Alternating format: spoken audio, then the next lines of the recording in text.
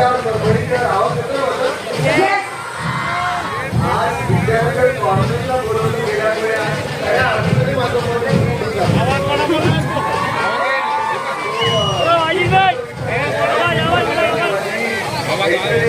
इंडस्ट्रीमध्ये एंट्री झाली.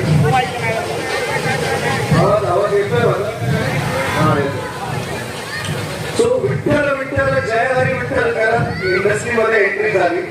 त्याच नावावर त्याच देवावर परमेश्वरावर विश्वास ठेवून एंट्री घेतली आणि मग मन उडून झालं. ते खऱ्या अर्थाने मन उडून झालं.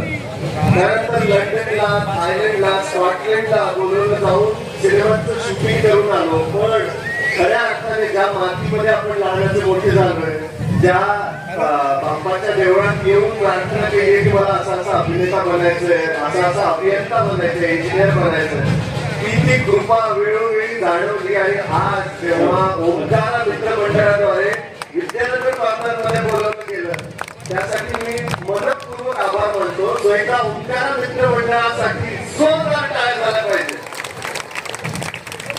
त्यानंतर दीपक भैया जयस्वालजी आणि अशोक भैया जयस्वालजी यांच्यासाठी टाळ्या झाल्या पाहिजे.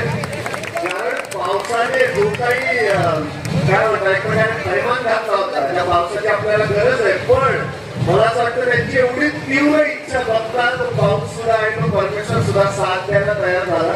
आणि आज तुम्ही सगळ्यांनी इथे उपस्थित राहून अजून तो आनंद द्विगुणित केलाय. So thank you so much. आपले लाडके खासदार साहेब कुठल्याही क्षणी इथे येतीलच. त्यांच्या हस्ते लहानपणापासून मला वेगवेगळे बक्षिसं मिळाले, तर ती शाबासकीची थाप मिळाली अशाच व्यासपीठांवर. आणि याच परभणीतून पुढे जाऊन मला मालिकांमध्ये, सिनेमांमध्ये काम करायची संधी मिळाली. तर पुन्हा एकदा तुम्हाला सगळ्यांचं प्रेम मिळाल्याबद्दल. आणि या पुढच्या सिनेमांना 7 नोव्हेंबरला माझा पुढचा सिनेमा येतोय अपंग तुकाराम नावाचा, ज्यामध्ये मी छत्रपती शिवाजी महाराजांची भूमिका करू शकलो. त्या सिनेमालाही सगळ्यांनी भरभरून प्रतिसाद द्यावा.